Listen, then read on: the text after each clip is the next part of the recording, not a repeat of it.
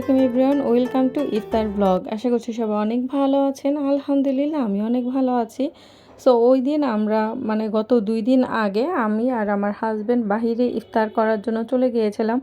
অনেক দিন ধরে ভাবছিলাম বাহিরে ইফতার করব, যেহেতু আমার হাজব্যান্ড ঢাকার বাহিরে থাকে। সো ওর সাথে ওইভাবে টাইমটা আসলে ম্যাচ হয় না। তো ও ওই দিন বললো যে ঠিক আছে চলো আজকেই তাহলে আমরা যাই ইফতার করতে। তো ইনস্ট্যান্ট আমরা লোকেশনটা চুজ করেছি, কোথায় যাব বুঝতে পারছিলাম না, যেহেতু প্রি প্ল্যান ছিল না আর কি। সো আমরা ধানমন্ডির যে অ্যারাবিয়ান খাবসা ওই রেস্টুরেন্টে গিয়েছিলাম, অ্যারাবিয়ান খাবসা অ্যান্ড পার্টি সেন্টার। সো ওইখানে গিয়ে আমরা প্রায় 50 মিনিট আগে পৌঁছে গিয়েছি। দেন আমরা বসে একটু ওয়েট করছিলাম।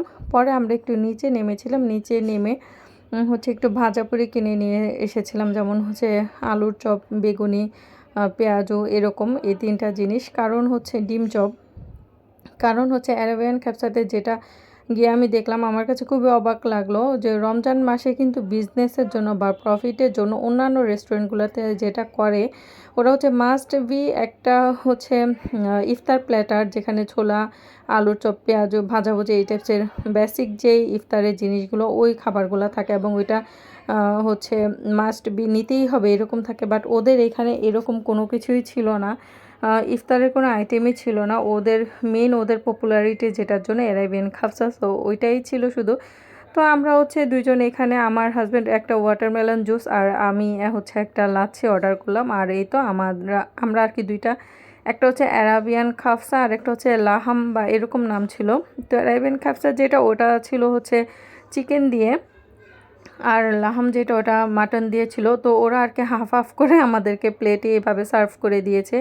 আর এটার সাথে খাওয়ার জন্য ওরা টমেটো চাটনি দিয়েছিল 2 রকমের। আর হচ্ছে দেখলেনি ছোলা দিয়েছিল, বড় যে ছোলাগুলা থাকে ওইগুলা। আর রেস্টুরেন্ট পক্ষ থেকে ওরা আমাদের জন্য খেজুর প্রোভাইড করেছিল ইফতার হিসেবে। এছাড়া ইফতারের অন্য কোনো আইটেমই ছিল না। তো এখানে লাচ্ছিটা খাচ্ছিলাম। ওদের খাবারগুলো না অ্যারাবিয়ান খাবার, অথেন্টিক অ্যারাবিয়ান যে খাবার, এটাই নাকি ওরা রান্না করে।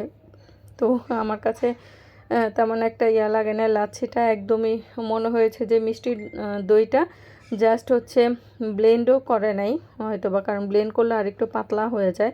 ওরা হয়তো বা জাস্ট কোনো রকম হ্যান্ড হুইস্ক দিয়ে একটু হচ্ছে দইয়ের যে দানা দানা ভাবটা ওইটা ভেঙে দিয়েছে আর কি।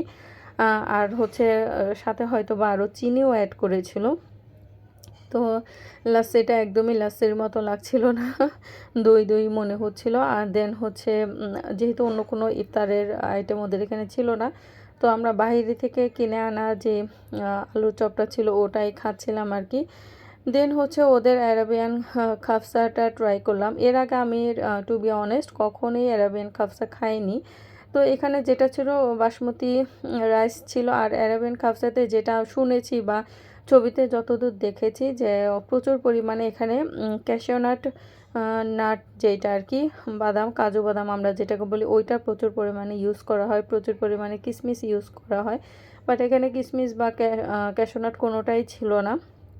আর খুবই খুবই ড্রাই ছিল। মাটনে বা চিকেনেও কোনো রকমের কোনো মশলা ছিল না। তো খাবারটা আমার কাছে একদমই ভালো লাগে না, একদমই ড্রাই, ইফতারের জন্য একদমই পারফেক্ট না। আর এখানে হচ্ছে ওদের ফিরনিটা নিয়েছিলাম। ফিরনিটা যদিও আমার নেওয়ার ইচ্ছা ছিল না, তো আমার হাজব্যান্ড তারপর বললো যে না একটা নেই। পরে হচ্ছে একটা ট্রাই করলাম, পরে দেখলাম যে না, ফিরনিটা ভালোই ছিল মোটামুটি। আর এখানে হচ্ছে গাওয়া অর্ডার করেছিলাম। গাওয়াটা মেনলি আমি প্রথমে তো বুঝতেই পারছিলাম না গাওয়াকে, পরে আমার হাজব্যান্ড বলল যে এটা হচ্ছে অনেক ধরনের মশলা দিয়ে চায়ের মতো তৈরি করা হয়েছে, এটা হেলথের জন্য অনেক ভালো, বাট খেতে খুব একটা বেশি মজা না। আর এটার সাথে অনেকগুলো খেজুর সার্ভ করা হয়েছিল। তো অ্যাজ ইউজুয়াল খেজুর দিয়ে যখন খাচ্ছিলাম আমার কাছে মোটামুটি ভালো লেগেছে। আদারওয়াইজ এটা তেমন একটা মজা না। এটা হচ্ছে আমরা হাফ নিয়েছিলাম 350 টাকা, এটা চাইলে 5-6 জন মিলেও শেয়ার করা যায়। তো এতক্ষণ পর্যন্ত যারা আমার ভিডিওটা দেখছেন, একদম অথেন্টিক রিভিউ দিলাম আপনাদেরকে আমি অ্যারাবিয়ান খাবসার। রোজা রেখে ইফতারের জন্য অ্যারাবিয়ান খাবসা চুজ করাটা আমাদের মতোই বোকামি হবে। আশা করছি কথাটি মাথায় রেখে অ্যারাবিয়ান খাবসাতে যারা ইফতারের জন্য যেতে চান তারা যাবেন। তো আজকের ভিডিওটি এই পর্যন্তই ছিল। সবাই ভালো থাকবেন, দেখা হবে নেক্সট ভিডিওতে। আমার ভিডিওটি ভালো লাগলে অবশ্যই ভিডিওতে একটি লাইক দিয়ে দিবেন আর চ্যানেলটি সাবস্ক্রাইব করে পাশেই থাকবেন। আল্লাহ হাফেজ।